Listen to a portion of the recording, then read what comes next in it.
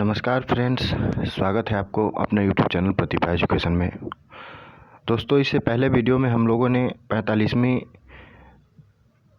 BPSC previous year question के 50 question कर लिए। इस वीडियो में हम 45वीं बीपीएससी प्रीवियस ईयर क्वेश्चंस के क्वेश्चन नंबर 51 से लेकर 75 तक क्वेश्चन करेंगे, यानी टोटल 25 क्वेश्चन करेंगे। तो चलिए बिना समय गवाए शुरू करते हैं आज का प्रैक्टिस सेट। दोस्तों, क्वेश्चन नंबर 1 है, यानी क्वेश्चन नंबर 51 है। विश्व का कौन से देश मुलायम लकड़ी एवं लकड़ी के लुगदी का सबसे बड़ा उत्पादक है? यानी क्वेश्चन पूछ रहा है कि ऐसा कौन सा देश है जो मुलायम लकड़ी एवं लकड़ी की लुगदी का सबसे बड़ा उत्पादक भी है और निर्यातक भी है। तो ये देश है कनाडा। इसका आंसर डी होगा। पृथ्वी के सबसे उत्तरी भाग में शुद्ध कोनधारी वन पाए जाते हैं। इन्हीं वनों के कारण कनाडा में लकड़ी एवं लुगदी एवं कागज उद्योग का बड़े पैमाने पर विकास हुआ है। तो इसी के रिजल्ट स्वरूप जो है कनाडा जो है सबसे बड़ा उत्पादक और सबसे बड़ा निर्यातक देश भी है। ठीक है मित्रों। नेक्स्ट क्वेश्चन है क्वेश्चन नंबर 52।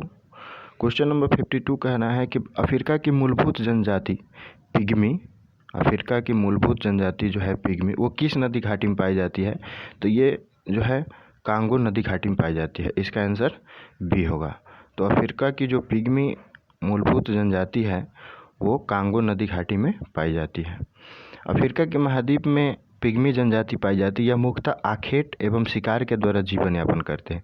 इसका मुख्य बसावक जो है कांगो नदी घाटी में है और इस नदी के नाम पर इसे कांगो देश भी कहा जाता है। ठीक है मित्रों। नेक्स्ट क्वेश्चन है क्वेश्चन नंबर 53। क्वेश्चन कह रहा है कि रुपये का अंतिम बार अवमूल्यन कब किया गया? तो रुपये का अंतिम बार अवमूल्यन किया गया जुलाई 1991 में। इसका आंसर ए होगा। तो अवमूल्यन का अर्थ होता है देश की मौद्रिक इकाई के मूल्य को विदेशी मुद्रा के सापेक्ष जानबूझकर कम करना।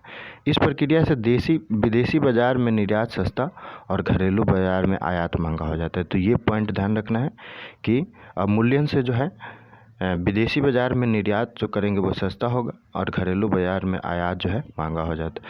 भारत में 3 बार अवमूल्यन किया जा चुका है पैसों का। तो प्रथम बार 1949 ईस्वी में 30.5%, दूसरा बार जून 1966 में जो 36.5% अवमूल्यन किया गया और तीसरा जुलाई 1991 में, यानी टोटल 3 बार अवमूल्यन किया गया। नेक्स्ट क्वेश्चन है क्वेश्चन नंबर 54।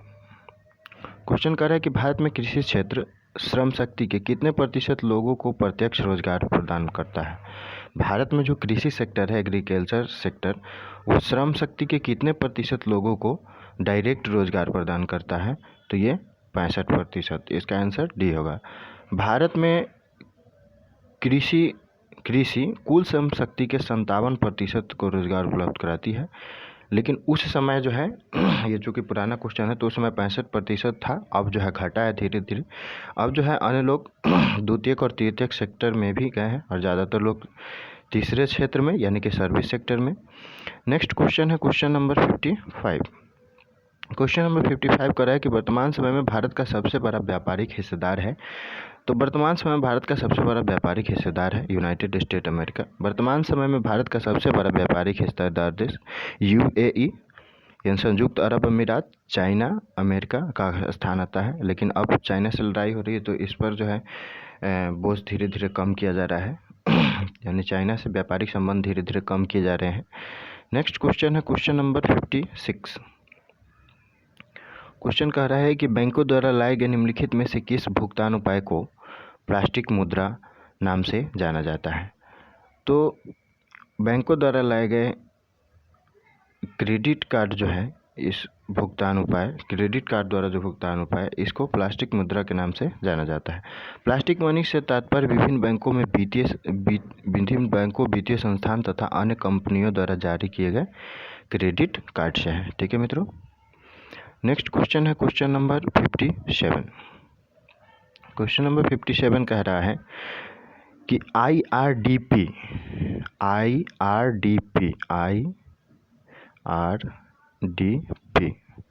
का मुख्य उद्देश्य क्या है? तो आईआरडीपी का मुख्य उद्देश्य है ग्रामीण विकास एवं निर्धनता निवारण। ग्रामीण विकास एवं निर्धनता निवारण। इसका आंसर डी होगा। 6ठी पंचवर्षीय योजना में 2 अक्टूबर 1980 ईस्वी से समेकित ग्राम विकास कार्यक्रम यानी कि IRDP Integrated Rural Development Programme को पूरे देश में चलाया गया। इसका उद्देश्य था निर्धन लोगों को मदद करना ताकि आय में वृद्धि हो सके।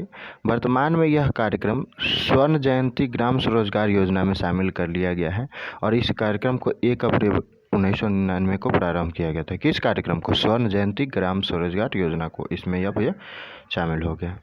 नेक्स्ट क्वेश्चन है क्वेश्चन नंबर 58। क्वेश्चन कह रहा है कि सापेक्ष निर्धनता का अर्थ है। तो सापेक्ष निर्धनता का अर्थ है आर्थिक असमानताएं।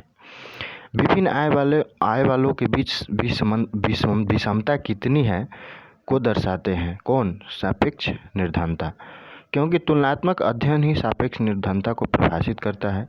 मापन की 2 विधि लॉरेंज वक्र और गिनी गुणांक है। तो निर्धनता मापने की 2 विधि और लॉरेंज वक्र और गिनी गुणांक है। नेक्स्ट क्वेश्चन है क्वेश्चन नंबर 59। क्वेश्चन कह रहा है कि भारत की 9वीं पंचवर्षीय योजना की अवधि क्या है। तो भारत की 9वीं पंचवर्षीय योजना की अवधि जो है 1997 से लेकर 2002 ईस्वी तक है। भारत की 9वीं पंचवर्षीय योजना की अवधि जो है 1997 से लेकर 2002 तक है। यह देश की आज़ादी के 50वें वर्ष में शुरू हुई थी, यानी कि 47 में देश आज़ाद हुआ था, ये 97 की बात हो रही। तो ये देश की आज़ादी की 50वें वर्ष में शुरू हुई थी। नेक्स्ट क्वेश्चन है क्वेश्चन नंबर 60। क्वेश्चन कह रहा है कि पिछले दशक के दौरान भारतीय अर्थव्यवस्था के किस क्षेत्र का महत्वपूर्ण विकास हुआ है। तो सबसे ज़्यादा विकास हुआ है सर्विस सेक्टर का, यानी कि तृतीय क्षेत्र का। नेक्स्ट क्वेश्चन है क्वेश्चन नंबर 61। किसी देश की प्रति व्यक्ति आय प्राप्त की जाती है। तो किसी देश की प्रति व्यक्ति आय जो है प्राप्त की जाती है राष्ट्रीय आय एवं जनसंख्या, इस दोनों से। तो प्रति व्यक्ति राष्ट्रीय आय किसी देश के निवासियों की आर्थिक स्थिति को दर्शाता है।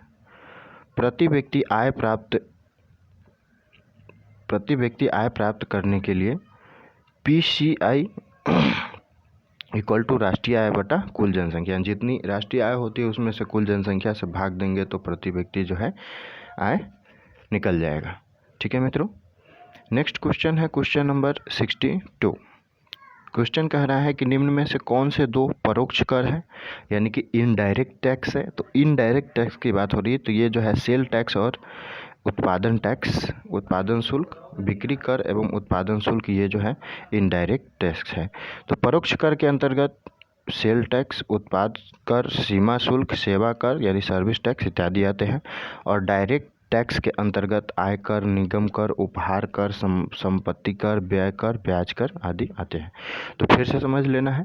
इनडायरेक्ट टैक्स में सेल टैक्स, उत्पाद टैक्स, सीमा टैक्स, सेवा टैक्स, सेल टैक्स, उत्पाद टैक्स, सीमा टैक्स, सेवा टैक्स। और डायरेक्ट टैक्स में आते हैं इनकम टैक्स, निगम टैक्स, उपहार टैक्स, संपत्ति टैक्स, व्यय टैक्स और ब्याज टैक्स। नेक्स्ट क्वेश्चन है क्वेश्चन नंबर 63। क्वेश्चन नंबर 63 कह रहा है कि अर्थशास्त्र में सन 1998 ईस्वी में नोबेल पुरस्कार किसे मिला। तो ये मिला अमर्त्य सेन को। इसका आंसर सी होगा। वर्ष 1998 में अमर्त्य सेन को नोबेल पुरस्कार दिया गया।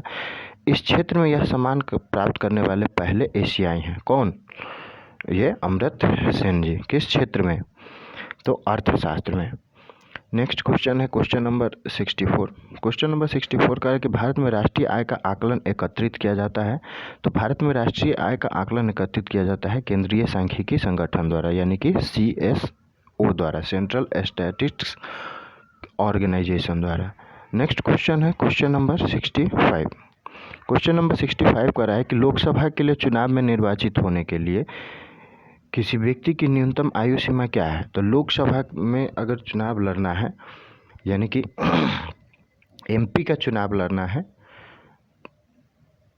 यानी सांसद का चुनाव लड़ना है, तो उसके लिए जो है आयु जो होना चाहिए वो 25 ईयर्स होनी चाहिए। कोई व्यक्ति संसद के किसी स्थान को भरने के लिए चुने जाने के लिए हरता तभी होगा जब एक भारत का नागरिक होना चाहिए, और दूसरा राज्यसभा में स्थान के लिए कम से कम 30 वर्ष आयु होती है, जबकि लोकसभा में जो है वो 25 वर्ष होती है। ये बात संविधान के आर्टिकल 84 में लिखा गया है। ठीक है मित्रों। नेक्स्ट क्वेश्चन है क्वेश्चन नंबर 66। क्वेश्चन नंबर 66 कह रहा है कि भारतीय संविधान का कौन सा अनुच्छेद संवैधानिक प्रावधानों की संघीय संसद या राज्य विधान पालिकाओं द्वारा बनाए गए नियमों या कानूनों पर प्राथमिकता प्रदान करता है। तो ये जो है ये जो अनुच्छेद है, ये अनुच्छेद 245 यानी आर्टिकल 245 इसके अनुसार संसद भारत के संपूर्ण राज्य क्षेत्र या उसके किसी भाग के लिए विधि बना सकेगी और किसी राज्य का विधानमंडल संपूर्ण राज्य या उसके किसी भाग के लिए विधि बना सकेंगी। तो संसद द्वारा बनाई गई कोई विधि इस आधार पर अविधिमान्य नहीं समझी जाएगी कि उसका राज्य क्षेत्रातीत परिवर्तन होगा। तो ये जो है संविधान के आर्टिकल 245 के अनुसार।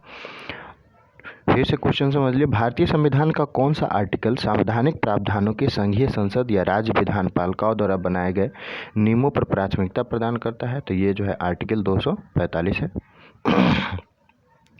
नेक्स्ट क्वेश्चन है कि राज्यसभा का सभापति कौन होता है? तो राज्यसभा का सभापति होता है उपराष्ट्रपति। इसका आंसर भी होगा।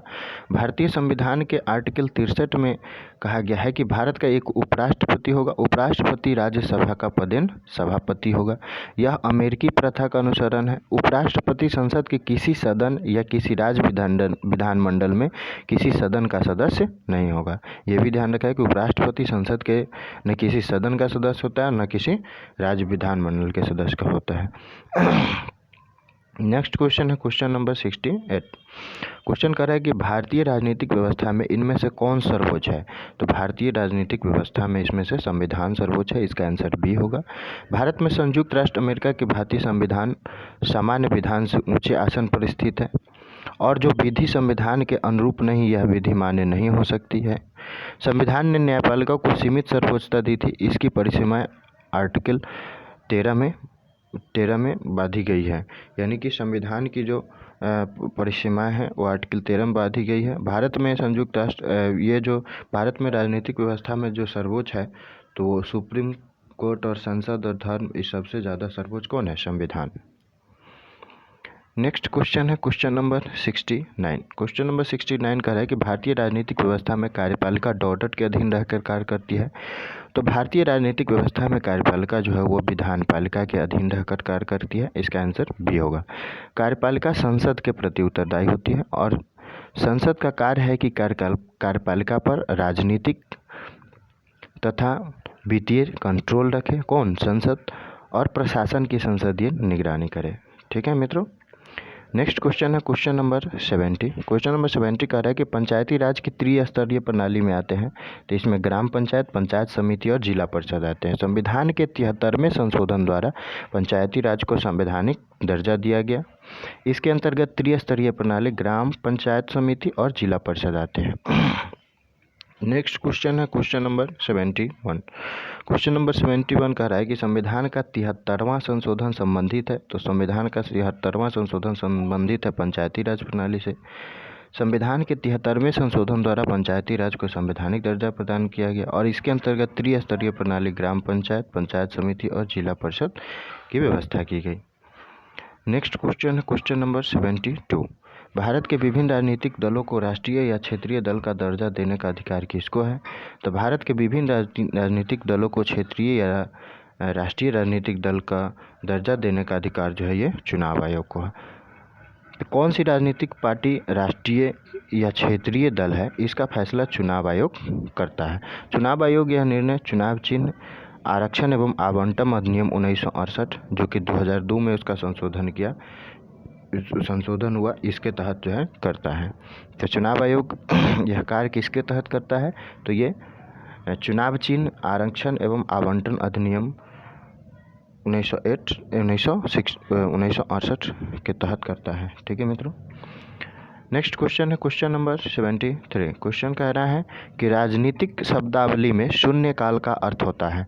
तो शून्यकाल का अर्थ होता है वह दिन जब संसद में कोई नहीं होता। गलत है। निलंबित प्रस्ताव, स्थगन, प्रश्नोत्तर पत्र, इसमें कोई भी आंसर सही नहीं है। तो संसद के दोनों सदनों में प्रश्नकाल के ठीक बाद का समय अर्थात 12 बजे के बाद का समय और आमतौर पर शून्यकाल कहा जाता है। ये 12 बजे के समय 12 से 1 बजे तक का 1 घंटे तक चलता है। नियमों में शून्यकाल का जो है कहीं भी उल्लेख नहीं है। यह ऐसे ही जो है व्यवहार में यह चलन है शून्यकाल का। शून्यकाल का नाम 1960-70 के दशक में समाचार पत्रों में तब दिया गया जब बिना पूर्व सूचना के अविलंबनीय लोक महत्व के विषय उठाने की प्रथा विकसित हुई। नेक्स्ट क्वेश्चन है क्वेश्चन नंबर 74। क्वेश्चन नंबर 74 का है कि भारत में निम्नलिखित में से किसके अंतर्गत पंचायती राज प्रणाली की व्यवस्था की गई है। तो ये पंचायती राज प्रणाली की व्यवस्था जो की गई है ये भारतीय संविधान के DPSP यानी कि राज्य के नीति निर्देशक तत्व के अंतर्गत की गई है। तो संविधान के भाग 4 में 156 से 51 तक राज्य के नीतिक निर्देशक तत्वों का वर्णन है। इसके अंतर्गत अनुच्छेद 40 में ग्राम पंचायतों का गठन वर्णित है, जिसमें 73वां संविधान संशोधन द्वारा संवैधानिक दर्जा प्रदान किया गया। तो संविधान के भाग 4 में 36 से लेकर 51 तक, यहाँ 156 मिसप्रिंट है, 36 से लेकर 51 तक राज्य के नीति निर्देशक तत्वों का वर्णन है। ठीक है मित्रों, नेक्स्ट क्वेश्चन है क्वेश्चन नंबर 75 और इस वीडियो का ये अंतिम क्वेश्चन है। कानूनी विषयों पर राज्य सरकार को कौन परामर्श देता है। तो कानूनी विषयों पर राज्य सरकार को परामर्श देता है एडवोकेट जनरल यानी कि महाधिवक्ता। प्रत्येक राज्य का महाधिवक्ता यानी कि एडवोकेट जनरल यानी राज्य का विधि अधिकारी होता है। वह राज्य सरकार को विधिक मामलों में परामर्श देता है और इसकी नियुक्ति जो है राज्यपाल करता है और यह राज्यपाल के प्रसाद पर ध्यान करता है। कौन? महाधिवक्ता।